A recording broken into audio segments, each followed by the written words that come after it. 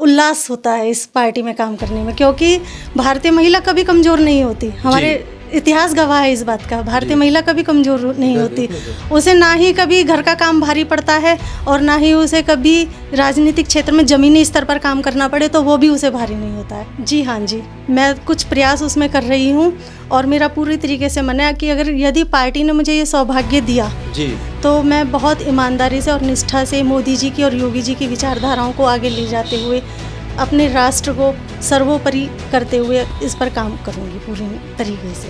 देखिए, ये पार्टी का निर्णय है और इस निर्णय के लिए मैं कोई वो नहीं करूंगी। जो पार्टी का फैसला होगा मेरे लिए वही सिर माथे पर है। पार्टी मुझे चुनती है तो मैंने जो आपको अपनी नीतियाँ बनाई हैं उन पर काम करूंगी अच्छे से। पार्टी किसी और को चुनती है तो उसके साथ भी मैं अच्छे से काम करूंगी।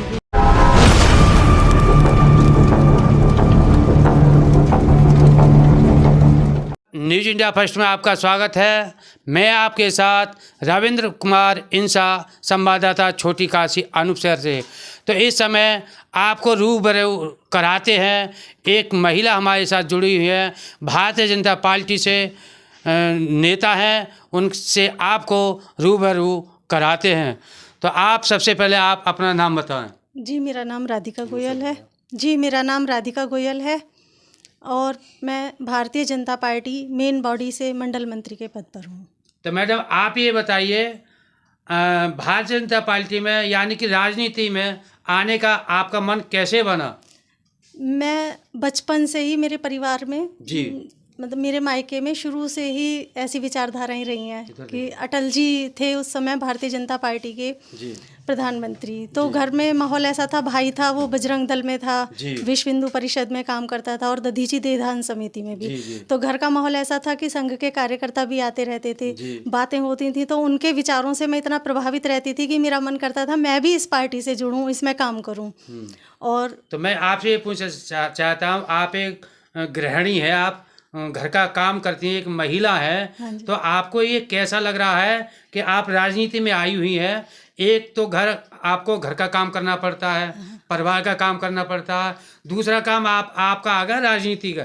तो राजनीति में वो भी भारतीय जनता पार्टी में जो विश्व स्तर की पार्टी इस समय मानी जा रही है। तो आपसे मैं ये पूछना चाह रहा हूँ, तो उसमें काम करते हुए कैसा अनुभव प्रतीत हो रहा है? मेरे को बहुत उल्लास होता है इस पार्टी में काम करने में, क्योंकि भारतीय महिला कभी कमज़ोर नहीं होती। हमारे इतिहास गवाह है इस बात का। भारतीय महिला कभी कमज़ोर नहीं होती। उसे ना ही कभी घर का काम भारी पड़ता है और ना ही उसे कभी राजनीतिक क्षेत्र में ज़मीनी स्तर पर काम करना पड़े तो वो भी उसे भारी नहीं होता है। हर काम को मैं अच्छी तरीके से निभाती हूँ और मुझे बड़ी खुशी होती है कि मैं एक भारतीय महिला हूँ और इस पार्टी से जुड़ी हूँ। मोदी जी की विचारधाराएँ, योगी जी की विचारधाराएँ, हमें बहुत सौभाग्य की बात है कि हमें ऐसे प्रधानमंत्री और मुख्यमंत्री मिले हैं कि जो हमें एहसास कराते हैं कि हमारा देश एक सांस्कृतिक देश है, सांस्कृतिक राष्ट्र। जी।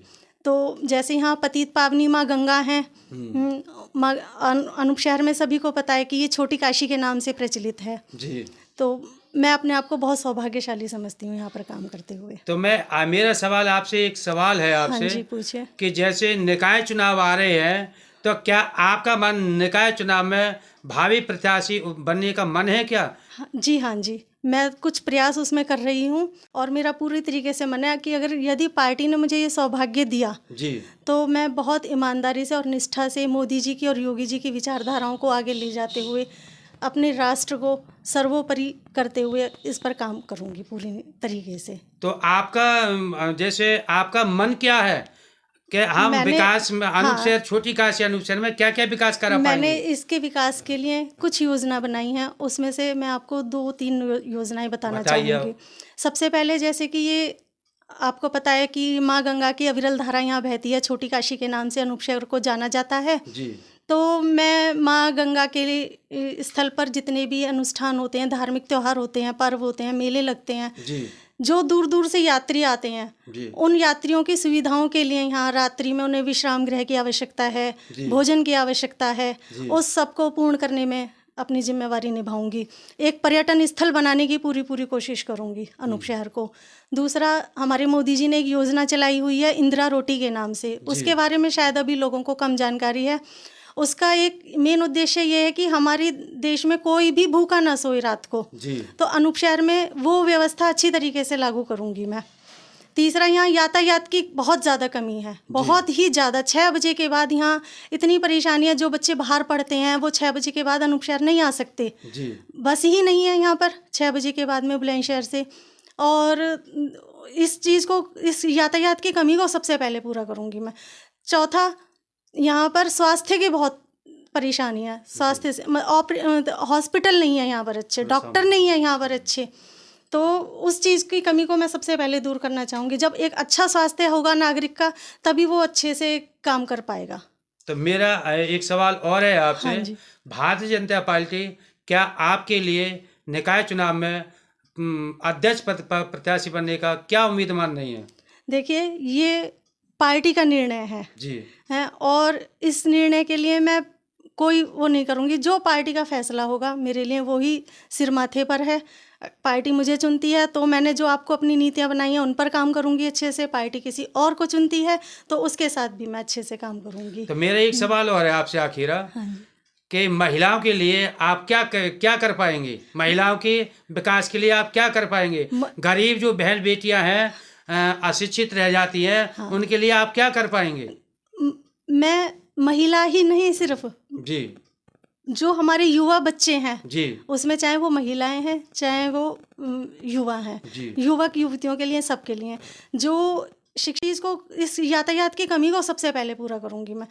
चौथा, यहाँ पर स्वास्थ्य की बहुत परेशानी है। स्वास्थ्य से हॉस्पिटल नहीं है यहाँ पर अच्छे, डॉक्टर नहीं है यहाँ पर अच्छे, तो उस चीज़ की कमी को मैं सबसे पहले दूर करना चाहूँगी। जब एक अच्छा स्वास्थ्य होगा नागरिक का, तभी वो अच्छे से काम कर पाएगा।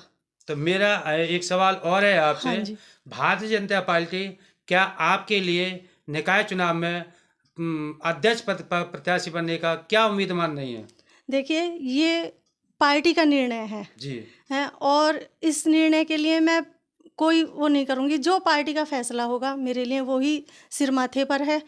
पार्टी मुझे चुनती है तो मैंने जो आपको अपनी नीतियाँ बनाई हैं उन पर काम करूँगी अच्छे से। पार्टी किसी और को चुनती है तो उसके साथ भी मैं अच्छे से काम करूँगी। तो मेरा एक सवाल और है आपसे आखिरा, कि महिलाओं के लिए आप क्या कर पाएंगे? महिलाओं के विकास के लिए आप क्या कर पाएंगे? गरीब जो बहन बेटियां हैं, अशिक्षित रह जाती हैं, उनके लिए आप क्या कर पाएंगे?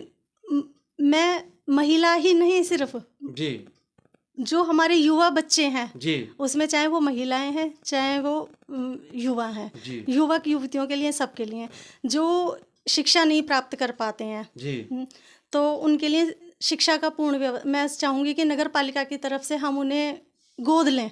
जी, जी, और उनका खर्चा उठाएं, नगर पालिका की तरफ से उठाया जाए।